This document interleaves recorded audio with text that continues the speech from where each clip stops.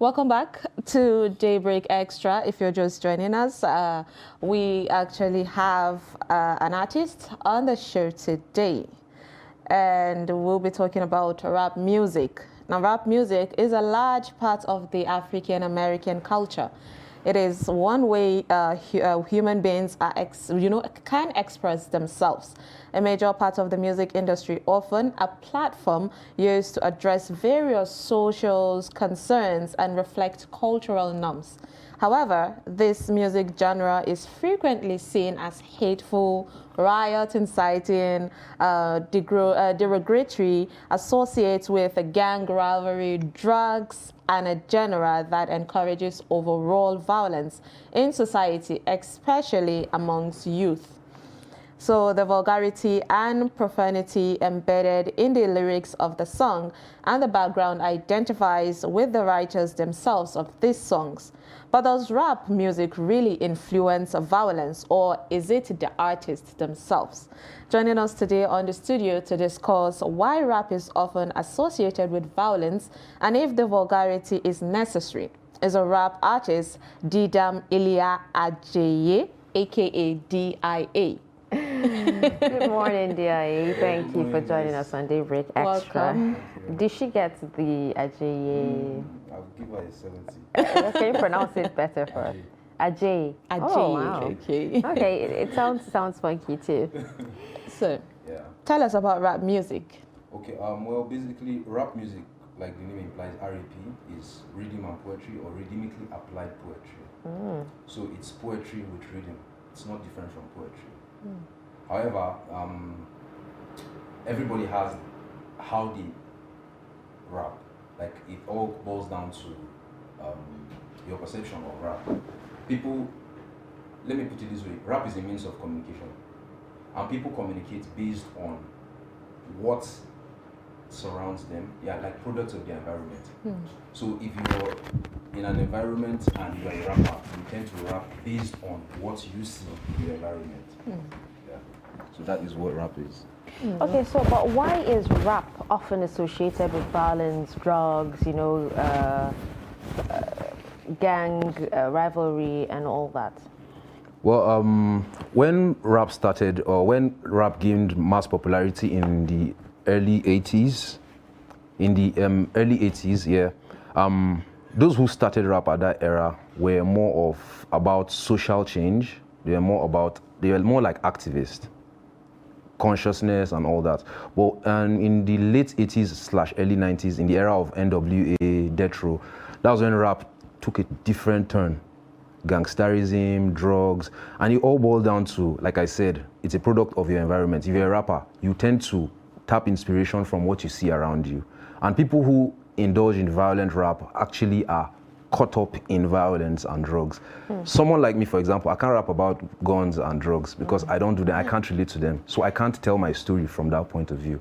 I'll talk about things that I see, things I can relate to, things that apply to my lifestyle. So what about the wannabes, those who have nothing to do with, drugs and all that, but still feel that, rap has to be about, all these vices, so they still rap about it either way? Well, it's a very unwise thing to do. There's the popular saying, a cliche saying, fake it till you make it. Like, there's no point trying to fix something you're not. And I think the reason why people adopt these ideas is because that is what sells the most. People love controversy. People love when you objectify women. Like, it's what sells. And a lot of people don't want to do the hard work. They are looking for the easy way out. So they tap into these particular topics that are very easy to catch people's attention. So there is this notion, just because that people consider rap violence and all that, people are also picking on who exactly can listen to rap music. What's your take on that? Well, I hope this doesn't sound condescending, but rap is not for any kind of person. Like, you have to be smart to actually understand rap. And I hate to say this, but a lot of Nigerians don't have, or let me put it this way, Nigerians are so stressed that we don't even want to sit down to think about what this guy is actually saying. We just want to... You need to be very creative. You need to be very creative. You need to be very creative. You need to be catchy. Like, Nigerians just want to hear something on the first listen and grab it. Nobody wants to sit down, okay, he actually meant this. And, like, we don't have that time. All right, so what's your thought on, purist rap? Yes, as Ibrahim would actually say, purist rap. And what do they call this, the rap, how people sing these days? So where there's a rhythm and they're like the mumble. They mumble. Yeah, what do they even call it? The mumble rap. Mumble rap. Yeah. I think the mumble rap came about as a result of commercialism. People want to commercialize their music, and when you give some people term it rap singing, like you're singing, you're rapping at the same time. You're giving it melody, and like I said, it's a way to catch the audience. A lot of people want to, before you get people's attention, first of all, you must have melody. Melody is what catches people's attention before they actually want to listen to what you're saying. So the idea of mumble rap came as a result of, okay, let's sound melodic, and well, unfortunately, most of those guys don't actually say anything. They just mumble, as the name implies. They mumble, and they just chant and mumble and make melodies. And at the end of the day, people call it rap. But as far as I'm concerned, it's not rap.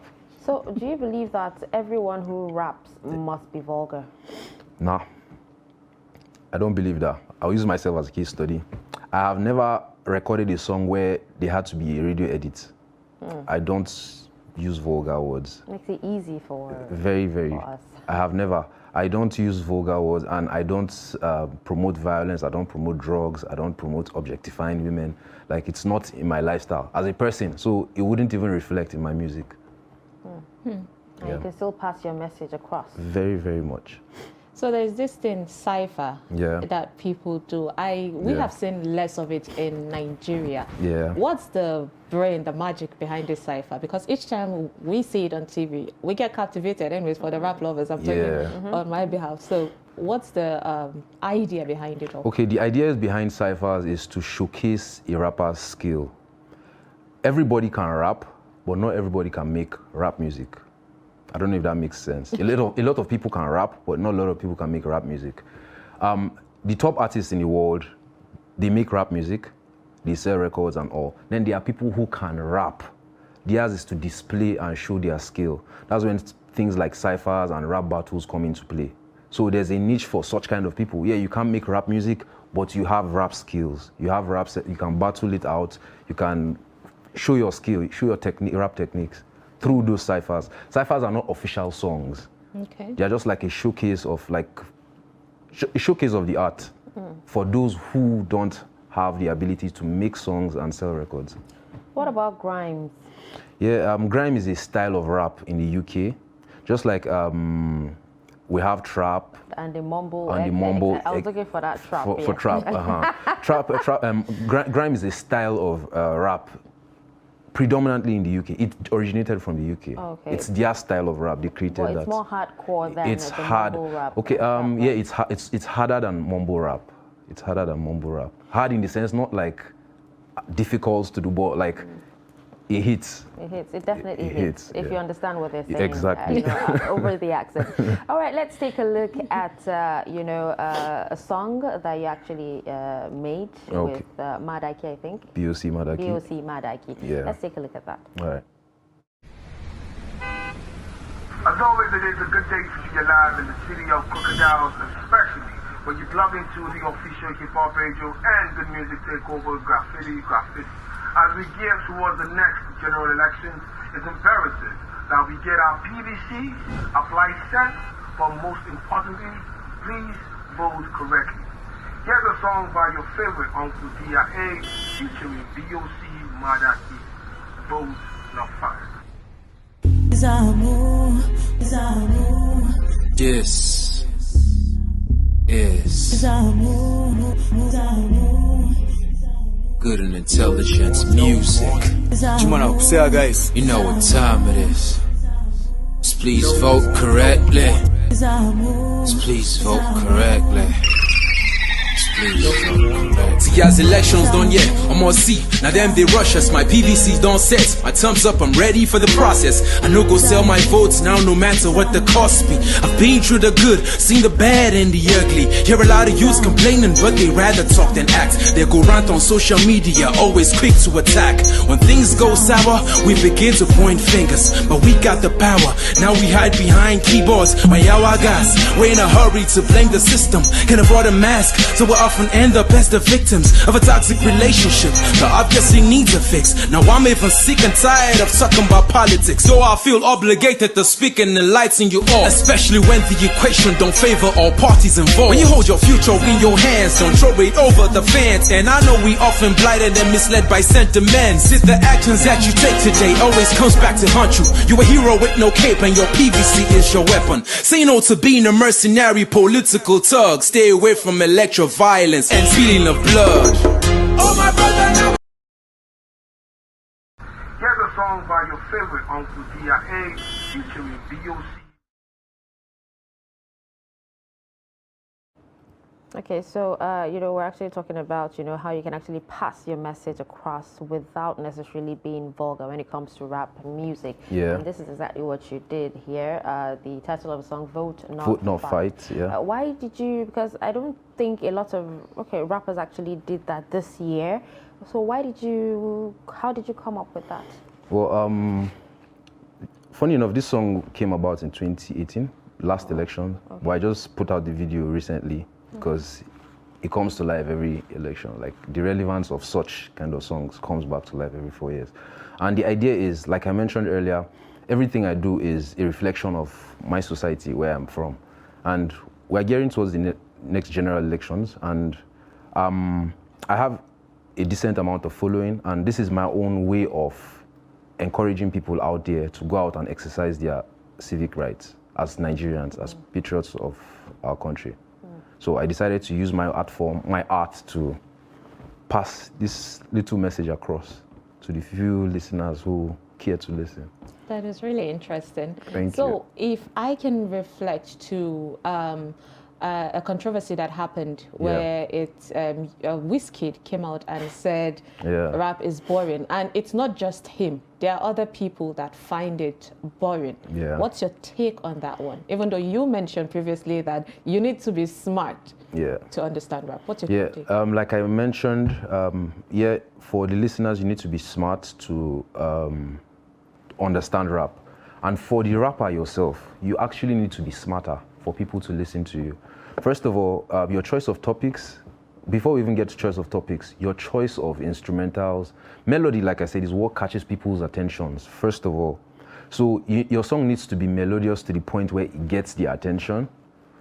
Before. Is that also why you actually have choruses? That's the reason you have choruses, to water down whatever rap you have. Because a lot of people might not pay attention to the rap, but the chorus will make them listen to the song. And in the process of listening to the song, they're like, okay, actually there's a message here to listen. So as a rapper, you have to be smart enough to make people want to listen to your music. You have to be very deliberate, from your choices of beats to your choices of chorus, your choices of words, then the topic you're addressing. Like I said, if you're talking about guns and drugs in Nigeria, for example, you will hardly get anybody's attention. In Nigeria, one of the ways people get people's attention, or musicians get people's attention, is through promoting or objectifying women and all that, because it is our normal mentality here. So they tap into that. So, but as a rapper, like I said, just find relatable topics around you, and people would definitely listen to you. Okay, so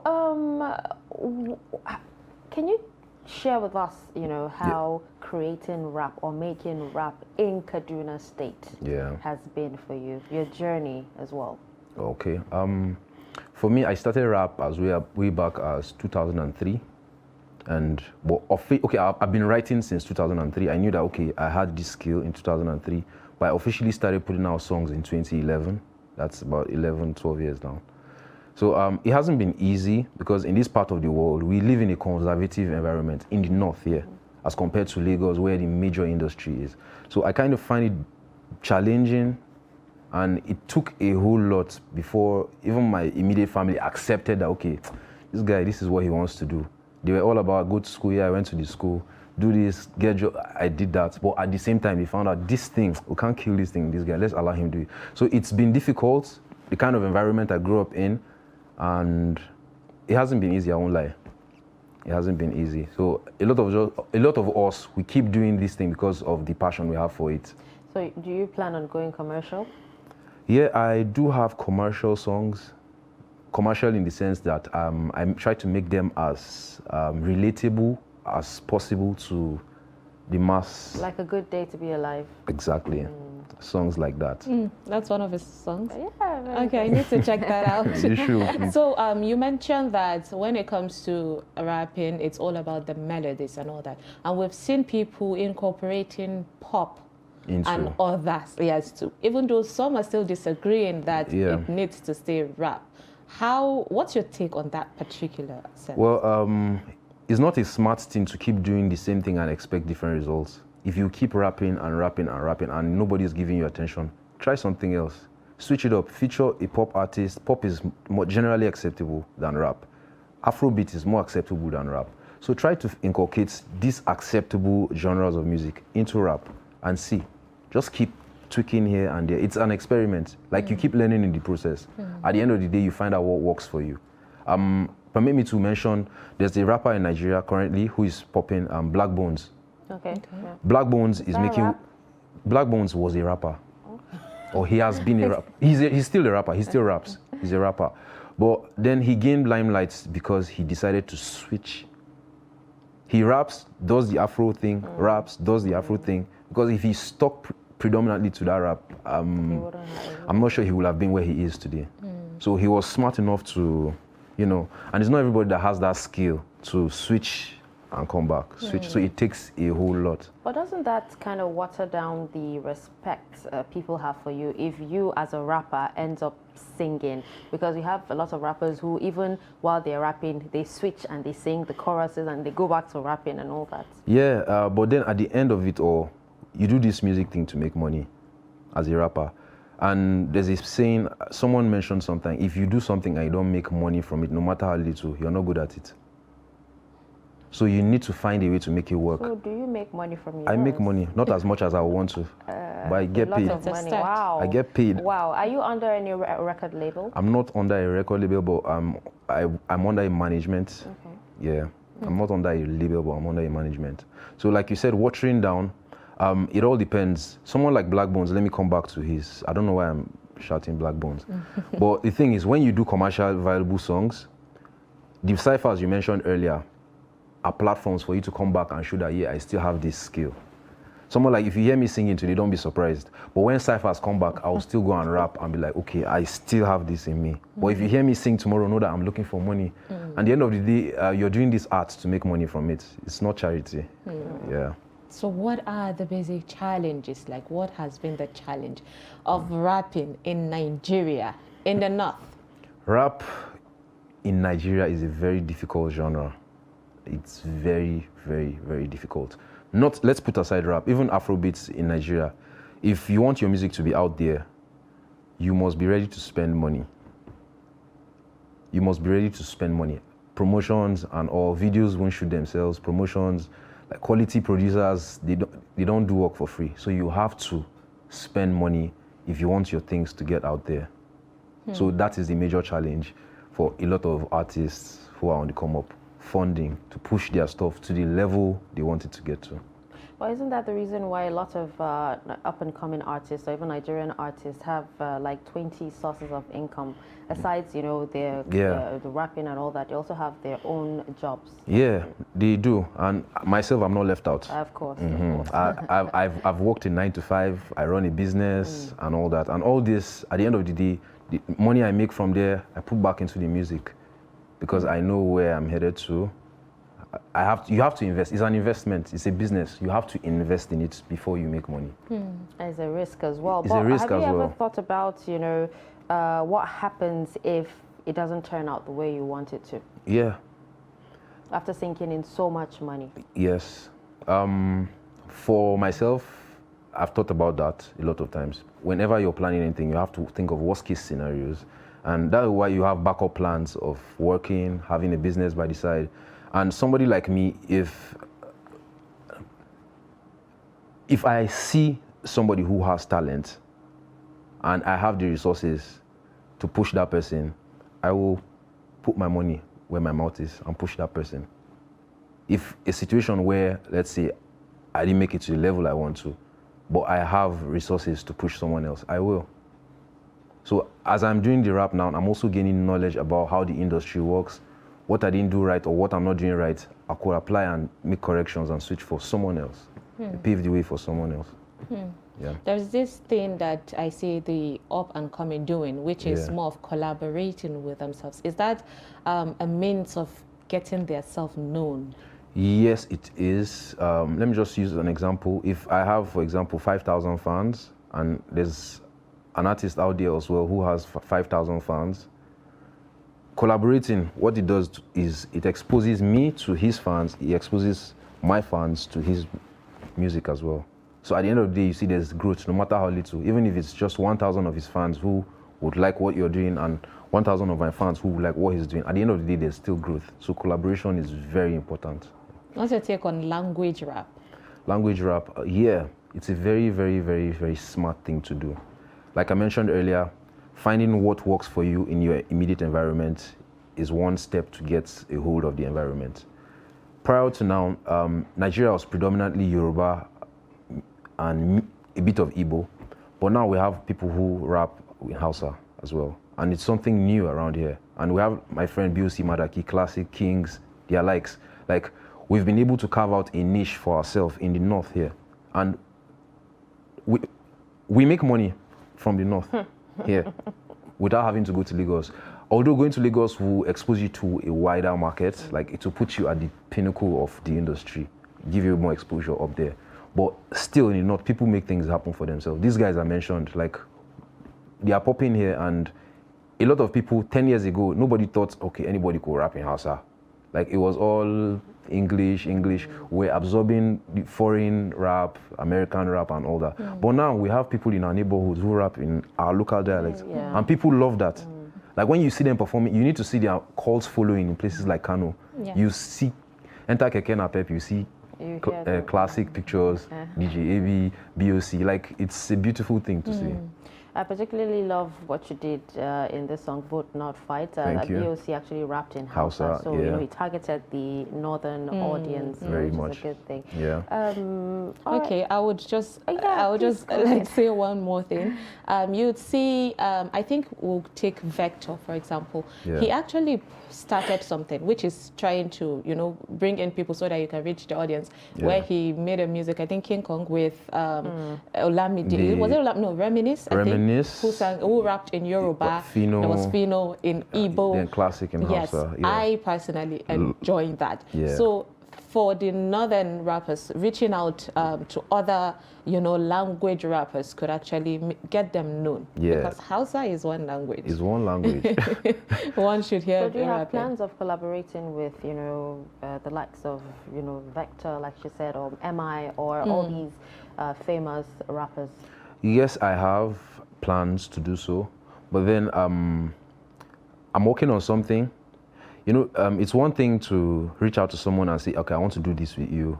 And it's one thing for the person to see you doing things and be like, who is this guy? I like him. Yeah. So that's the point I want to get So to. you want them to see you and like... like this guy. So They started seeing. if you reach out to them... They started seeing. Okay, okay. They have. We'll see So we're expecting a collab something. very soon. In due time. All right, so what advice do you have for up-and-coming rap artists in the North? Okay, one advice I'll give is just stay true to yourself. Don't try to be someone else. You want to rap like me. My truth is different from your truth. So don't come and try to be me. Just be yourself. Notice around your environment, what works for you. Okay, what do people around me like? What can they relate to? Then tap into that. You have a market just in front of you. You don't have to go and tap into someone else's market when you have yours in front of you. So my advice is stay true to yourself, be original, look around you, and work smart, not hard. All right, thank you so much, Didam. Thank you very much. You know, all right, we'll talk about that later. Right. AKA GIA. Thank you so much for joining us on Daybreak Extra this Thank morning. you for having me. And wish you all the best in your future endeavors. Thank you very much. All right, so we'll take a quick breather, and when we return, it'll be time for